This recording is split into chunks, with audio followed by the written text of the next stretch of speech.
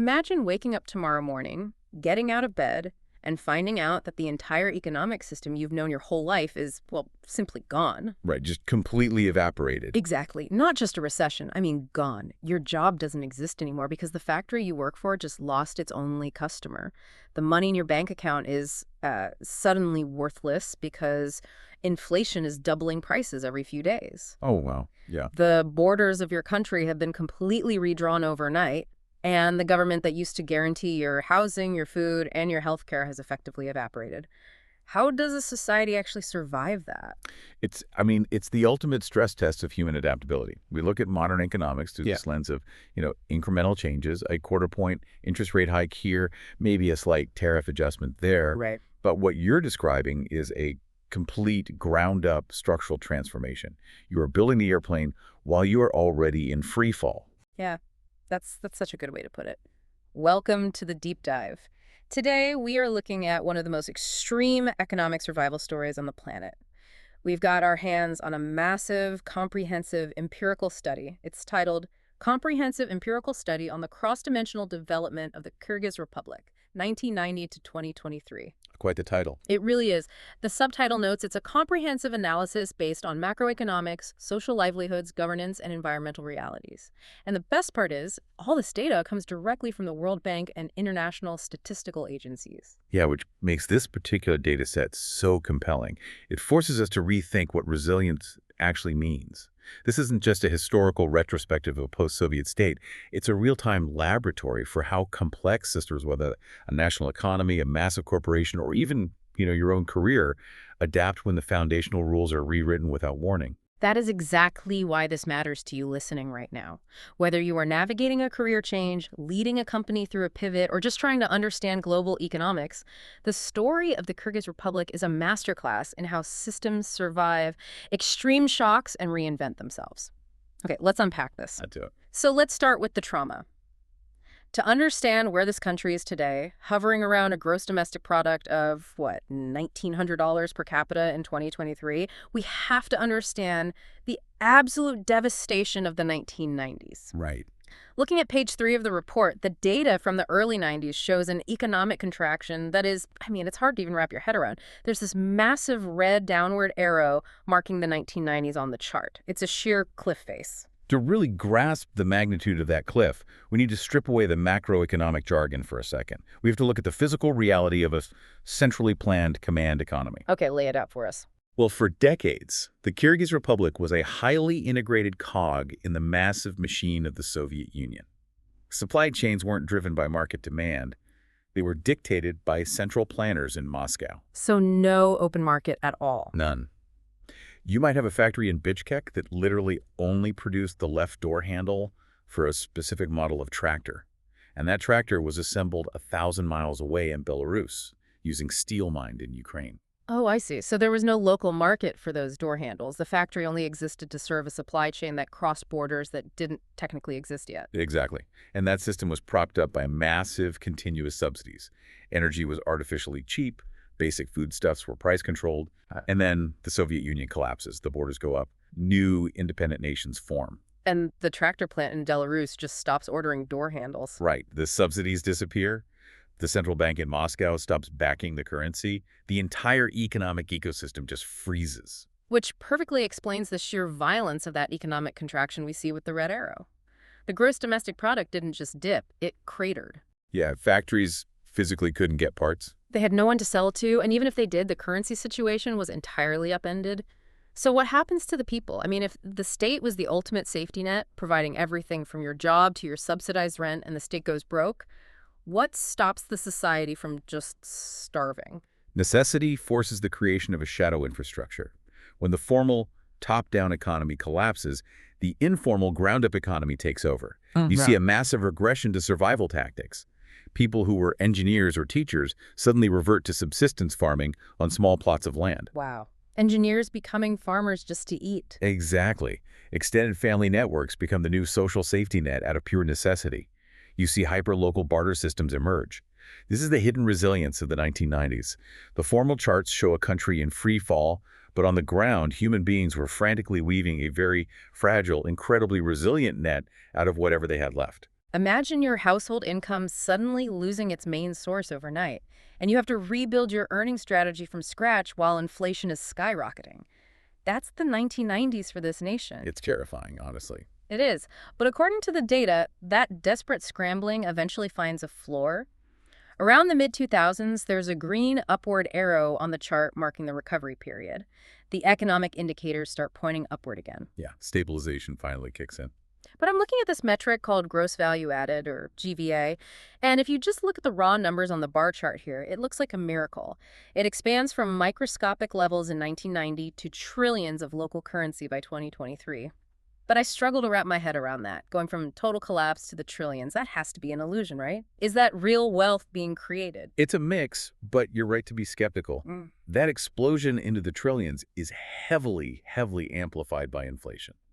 When a new national currency is introduced into a newly open market after decades of artificial price controls, the nominal numbers, the actual face value of the money, they explode. So it's just the currency devaluing. Mostly, yes. It doesn't mean the country is producing a trillion times more actual goods. What you are seeing in that data is the painful, chaotic repricing of an entire nation's assets, labor, and resources into global market terms. Okay, so if the poverty gap is narrowing, which the data shows it did significantly after 2010 at the $3 poverty line, and GVA is hitting the trillions, does that mean the economic pain is over? Or is it just masked by inflation? Well, to know if life is actually getting better, we look at gross national income, or GNI, per capita. And specifically, the data on page 2 uses something called the Atlas method to measure it. Wait, pause there, because I see that term constantly in economic reports. What does the Atlas method actually do? Why not just use straight exchange rates? If you just use the daily exchange rate between, say, the local currency and the US dollar, a country's apparent wealth can swing wildly from month to month just because currency traders in London or New York are feeling jittery. Oh, that makes sense. It's too volatile. Right. The Atlas method smooths that out. It uses a 3-year moving average of exchange rates, adjusted for the difference in inflation between the country in question and a basket of developed nations. It essentially filters out the short-term panic and gives you a much truer picture of a nation's actual income trajectory. Okay, got it. So using that smoothed out Atlas method, the data shows GNI per person growing from a very low base in the year 2000 to roughly $1,500 by 2022. It's growth, but it's still undeniably a lower middle income bracket. Very much so. But wait, if they are stabilizing, how are they actually surviving on $1,500 to $1,900 a year? I mean, if I look at my own rent and grocery bills, making less than $2,000 a year is starvation. This brings us to a really fascinating part of the data regarding purchasing power. How does a society function on that level of nominal income? This is where we have to introduce purchasing power parity, or PPP. Nominal income only matters in the context of local prices. The data on page 4 shows a massive PPP conversion factor, which essentially means the cost of living in the Kyrgyz Republic is far, far below the international baseline, which is usually anchored to the United States at 1.0. So a dollar just stretches infinitely further. Exactly. If you earn $1,900 a year in a major Western city, you are destitute.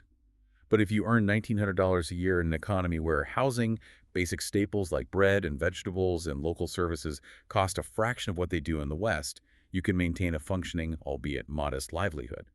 The internal economy calibrates to the available income.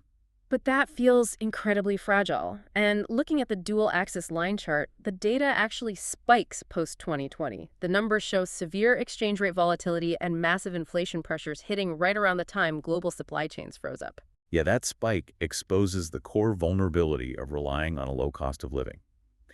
Your local prices are only protected as long as you are insulated from global shocks. When the global price of wheat, oil, or natural gas surges, or when your local currency suddenly weakens against the dollar, that purchasing power advantage evaporates overnight. You are suddenly forced to import global inflation. Precisely. The price of fuel goes up, the price of imported fertilizer goes up, which drives up the cost of local food. But the local wages, they don't move. So how do they bridge that gap? If the cost of living is rising and local wages aren't keeping up, where is the cash coming from to keep the lights on and the grocery stores open? This feels like the biggest plot twist in the entire macroeconomic setup. What's fascinating here is that the cash is coming from outside the country. We are talking about personal remittances. The scale of this in the data is just staggering. We are looking at an area chart tracking money sent home by citizens who have left the country to work abroad. In the early 2000s, remittances were nearly zero. But by the time we hit the 2010 to 2022 window, personal remittances account for 25 to 33% of the entire national GDP. Over 30%. That makes them one of the most remittance-dependent countries on Earth. Think about the mechanics of that for a second. Well, 1/3 of the entire country's economic output isn't actually output. It is cash transfers. oh, The domestic consumption, buying food, building houses, paying for weddings, keeping local shops in business, is largely funded by external labor. The country is effectively exporting its workforce and importing cash in return. I want to build a visual for this because percentages on a page can get really abstract. Let's imagine a local town. You drive down Main Street, and it looks like a functioning microeconomy. There's a bustling grocery store, a couple of health clinics, maybe a small car dealership, and people are building new homes on the outskirts. Sounds normal enough. Right, but when you look closer, a full third of the working-age adults don't actually work in the town. They commute to a completely different state, work in construction or retail over there, and mail their paychecks home every single month. That mailed cash is what the local residents are using to buy groceries. It keeps the town alive, but the town itself has no internal engine. It isn't producing the wealth that sustains it. Taking your town analogy a step further, what happens when the neighboring state where they all work suddenly faces a recession, or changes its immigration laws, or gets hit with international sanctions? Here's where it gets really interesting. Isn't relying on remittances basically outsourcing your economic stability? The town would go into immediate crisis. Immediately. Because the town has no internal buffer. That is the trap of a remittance economy. You have effectively outsourced your macroeconomic stability. You are pegging your national survival to the economic health and political whims of the countries hosting your workers. The shockwave of a currency collapse in a host country hits the Kyrgyz Republic instantly. The workers send less money home, domestic consumption plummets, and your local grocery store goes bankrupt. And it has to completely warp the social fabric, too. The report calls it the flowing labor force. If the most able-bodied, ambitious people are leaving to work abroad, who is raising the kids? You see a profound sociological shift. You end up with a generation of children being raised primarily by grandparents because both parents are working abroad. You have marriages maintained over Skype. You have a hollowing out of local community leadership. I also have to wonder about the business side of this. If I'm an entrepreneur in that town and I want to start a local manufacturing plant, how do I hire anyone? If all the young, ambitious people know they can go abroad and make 5 times the local salary, why would they work in my factory? You've just identified one of the most insidious economic phenomena. It's the reservation wage dynamic, which is a symptom of what economists often call Dutch disease. Break that down for me. Dutch disease usually has to do with oil, right? Usually, yes. It originally referred to the Netherlands discovering natural gas. The influx of foreign cash from selling the gas drove up the value of their currency, which made all their other exports, like manufacturing, too expensive to compete globally, so their factories died. Oh, I see. In a remittance economy, the mechanism is similar but driven by labor. The massive influx of foreign cash pushes up the baseline expectation for wages. That's the reservation wage. A young person won't accept a low-paying local factory job because their baseline expectation is anchored to what they could earn abroad. So local labor becomes artificially expensive relative to the country's actual industrial productivity. Exactly. The local entrepreneur you mentioned can't afford to pay wages high enough to keep workers from emigrating, but if they raise wages, their manufactured goods become more expensive than cheap imports. So the factory never gets built. The industrial base stagnates. Which perfectly transitions us into the data on sector shifts. We have 30 years of data tracking what industries are actually functioning inside the country on page 6. In 1990, agriculture was the dominant force, accounting for over 30% of the GDP. Today, that has fallen significantly, while the services sector has climbed to over 50%. Right, the classic transition. But manufacturing, it's a mess. Yeah. Looking at the line chart, the growth rate is incredibly volatile, ping-ponging violently between plus 20% and minus 20% year over year. And there's a dotted line tracking industrial labor productivity, and it's barely inching upward. That shift from agriculture to services is a standard developmental path. People move from rural farms to urban centers and start working in retail, banking, telecommunications, and hospitality. But historically, successful economies have a crucial stepping stone in the middle, and that's the manufacturing phase. The classic farm to factory to office pipeline. Yes. Manufacturing is how you absorb mass amounts of low-skill labor, teach them basic industrial discipline, and generate the surplus capital needed to build advanced infrastructure. The data here shows a missing middle. So they skip the factory phase. Pretty much. The extreme volatility in manufacturing, that wild swing of plus or minus 20%, indicates an industrial base that is incredibly fragile. Without a stable manufacturing base, the workforce skips the factory. They either go straight into low-level service jobs or they join the flowing labor force abroad. But here is the ticking clock on all of this, and it's buried in the demographic data. The population pyramid is shifting dramatically. If you look at the simulation from 1960 to 2023, it morphs from a steep triangle into a wider bell. The demographic slice of 0 to 14-year-olds has consistently stayed over 30% of the population. That's a massive youth bulge. Yeah, and because of this massive wave of kids growing up, the age dependency ratio, which measures the number of dependents, like kids and the elderly, against the working age population, has fallen from over 70% in the 90s to around 60% today. There's a big green downward arrow on the chart indicating this window. This is a critical pivot point for any nation. It's what economists call the demographic dividend. When your dependency ratio falls, it means you have a massive, unprecedented surge of working-age adults compared to the number of people they need to support. You have an army of young, energetic workers entering their prime productive years. If you're managing a business right now, think about a sudden influx of eager, hungry junior talent hitting your industry all at once.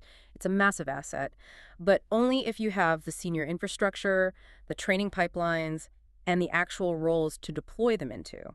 If you don't have the infrastructure to absorb them, they just leave for your competitors. That is the exact macroeconomic risk here. A youth bulge is only a dividend if there are productive jobs waiting for them. Historically, this exact demographic profile fueled the rapid industrialization of East Asia in the late 20th century. But those countries had factories waiting to absorb that labor. So if the manufacturing sector here is ping-ponging and stagnant, and the services sector can only hire so many taxi drivers and retail clerks, what happens to all that young energy? It follows the path of least resistance. If the domestic economy cannot create high-quality jobs, this massive generation will simply replace the older generation in the flowing labor force. They will go abroad, send remittances home, and the cycle continues. Wow, so the dividend is wasted. Exactly. The country will fail to build a sovereign industrial base. And the tragedy is, this window of opportunity doesn't stay open. Eventually, that youth bulge ages. They get old, they retire, and the dependency ratio flips the other way. Yeah. You end up with a massive elderly population and not enough young workers to support them. Okay, so if we have this massive wave of young people entering the workforce right now, the immediate next question is, how well are they being trained? Are they educated enough to build a modern economy? And this brings us to what I think is the most frustrating, paradoxical part of this entire data set. The education gap. Yes. Look at the education and gender data on pages 8 and 9. The government is actually putting its money where its mouth is regarding schooling. Education spending consistently runs at 5 to 7% of GDP, which is a highly respectable number globally. Primary school enrollment is virtually universal, over 100% gross enrollment. But the twist happens when you look at higher education. Universities and technical institutes. Right. The enrollment rates there fluctuate between 40 and 50%. But the internal breakdown of those numbers is where the paradox lies. We've got a circle drawn around the gender gap here. Female enrollment in higher education is 59.4%. Male enrollment is only 47%. Women are absolutely dominating the universities. They are. They are taking the exams, doing the coursework, and acquiring the degrees. They are, by far, the most educated demographic in the entire nation. Which should position them as the primary engine of the modern domestic economy. But when we look at the labor market data, the story completely fractures. It falls off a cliff. If you look at the radar chart in the report, it is jarring to see the female data points spike high on the education axis, but completely collapse on the labor market axis. Despite that massive educational advantage, female labor market participation is only 60 to 70% of men's. And when you look at who is actually running the companies, women hold only 21.6 to 34.5% of mid to senior management roles. This raises an important question about systemic barriers. It is a profound disconnect between educational acquisition and occupational realization. The state is investing heavily in training this demographic. They are succeeding wildly in the academic sphere, and then they are vanishing from the formal economy. I want to visualize this because the data plots out like a broken machine. It's like a country spending billions to build a state-of-the-art, high-capacity water filtration plant. The plant works perfectly. It produces millions of gallons of crystal clear water. That's the education system producing these degrees. Right. But the main pipe leading out of the plant to the actual city has a massive hole in it. The state is paying for the water. The plant is doing the hard work to filter it. But the society is just letting all that high-value output drain into the soil instead of using it to power the city. That is a perfect physical representation of a leaky talent pipeline. And from a macroeconomic perspective, it is a staggering inefficiency. When your country is heavily reliant on remittances and your industrial base is struggling, you simply cannot afford to have your most highly trained, highly educated citizens sidelined. Think about your own industry. If you are ignoring your most educated demographic, how much growth are you leaving on the table? So why is the pipeline leaking? Is it cultural expectations, lack of childcare, or structural labor market issues? It's an intricate web of all three. First, you have deep-rooted societal expectations surrounding gender roles. When a highly educated woman marries or has children, there's often overwhelming cultural pressure for her career to become secondary to domestic duties. But we can't just blame abstract culture. There are hard structural deficits at play. Like a lack of daycares. Exactly. If the state doesn't provide robust, affordable early childhood education or daycares, women are forced to make a binary choice between raising a family and participating in the labor market. It is a mathematical impossibility to work a full-time management job without childcare infrastructure. Yeah, you just can't be in two places at once. Furthermore, there are often rigid labor market structures, a lack of flexible working hours, inflexible maternity leave policies, or outright discriminatory hiring practices that implicitly favor men for leadership tracks. Fixing this isn't just a matter of social equity. It is arguably the single most powerful economic lever this country has to break out of its current income bracket. Unlocking female labor participation would supercharge that demographic dividend. Speaking of the physical realities of the workforce, we need to talk about public health on page 10, because structural transformations don't just happen on spreadsheets, they happen to human bodies. And the health data in this report is a wild ride of systemic strain and absolute miracles. Public health metrics are often the most honest indicators of how a society is absorbing economic stress. Let's start with the strain. We have a divergence in life expectancy that is incredibly stark. Currently, women are reaching a life expectancy of 76 years or more. But male life expectancy is hovering between 60 and 70 years. We are talking about a gap that sometimes stretches to 16 years. Why are the men dying so much earlier? When you see a gender life expectancy gap that extreme, it points directly to the intersection of lifestyle, occupational hazards, and the psychological trauma of economic transition. In many post-Soviet states, this gap is driven by a massive spike in cardiovascular disease among men. Driven by the stress of the 90s. Stress is the catalyst, but the mechanisms are behavioral. You see significantly higher rates of tobacco use, heavy alcohol consumption, and poorer dietary habits among men. Furthermore, there's the occupational reality. Men are far more likely to work in high-risk physical labor, both domestically in unregulated industries and as migrant workers in construction sites abroad, leading to much higher rates of occupational injury and mortality. And there has to be a psychological component to losing that provider role during the economic shocks we talked about earlier. Absolutely. The stress of economic dislocation hits traditional male breadwinner identities incredibly hard, which often leads to a fatalistic reluctance to seek preventative medical care. They don't go to the doctor until it's too late. Well, even if they did go to the doctor, the data shows the doctors might not be there. There's a red circle here highlighting a severe healthcare brain drain. In the 1990s, they had over 3.0 doctors per 1,000 people. Today, that number has dropped to between 1.6 and 2.0. It connects right back to the flowing labor force. If you are a highly trained physician in Bishkek and a hospital in Europe or Russia will pay you 10 times your current salary, the economic gravity pulling you away is immense. The public health system is hemorrhaging its most valuable human capital while trying to serve a growing young population. But, and this is why I love this report, right next to this data of dying men and fleeing doctors, there is a chart showing an absolute survival miracle. It's this sharp downward curve of child mortality. It's the ultimate good news chart. Despite the systemic stress, the under 5 child mortality rate plummeted from the highs of the 1990s down to about 17 per 1,000 live births today. And skilled birth attendance is remarkably high at 99% or more. This is a testament to the incredible efficiency of targeted interventions at the base level. The macro system is stressed, funding is tight, and specialists are leaving. But at the micro level, the frontline workers, the nurses, the midwives, the local clinic staff are executing the absolute most critical basic services with phenomenal resilience. It proves that despite economic volatility, targeted public health interventions work. You don't need a perfect, wealthy healthcare system to save lives. Right. But maintaining these social systems requires strong institutions, which brings us to the most stubborn bottleneck in the data on page 12, governance. The institutional layer. Okay, before we dive into this, a quick reminder for you listening. We are looking at the Worldwide Governance Indicators, or WGI. These are standardized metrics compiled by international institutions. We are looking at these scores purely as a diagnostic tool for economic friction. We are absolutely not endorsing any political viewpoint here. We are merely reporting the WGI data points provided in the source material as a factual measure of institutional bottlenecks. That is the correct lens. Capital is inherently cowardly. It seeks safety, predictability, and low friction. The WGI scores tell us how much friction exists in the system. So the WGI scores countries across dimensions like corruption control, rule of law, and government effectiveness. For the Kyrgyz Republic, their scores largely sit between -1.0 and -0.5. That places them in the lower global percentiles. Furthermore, there's a yellow circle around their regulatory quality metric showing it fluctuates between the 20th and 30th percentiles globally. If we connect this to the bigger picture, governance is the ultimate ceiling on high-quality growth. We asked earlier why the manufacturing sector is ping-ponging and why foreign investors aren't rushing in to build factories to utilize that massive youth bulge.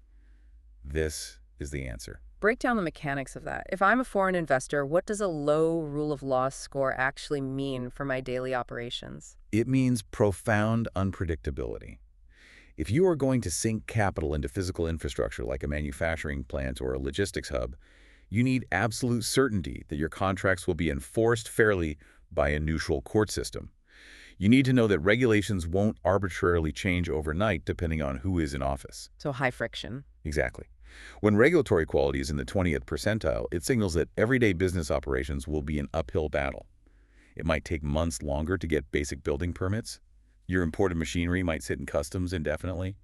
The legal frameworks surrounding property rights might be ambiguous. The investor runs the math, realizes the risk premium, wipes out the benefit of cheaper labor, and decides to build their factory somewhere else instead. Right, and without that foreign direct investment, you don't get the technology transfer, the management training, or the integration into global supply chains. There is another massive structural bottleneck detailed on page 13, the environment.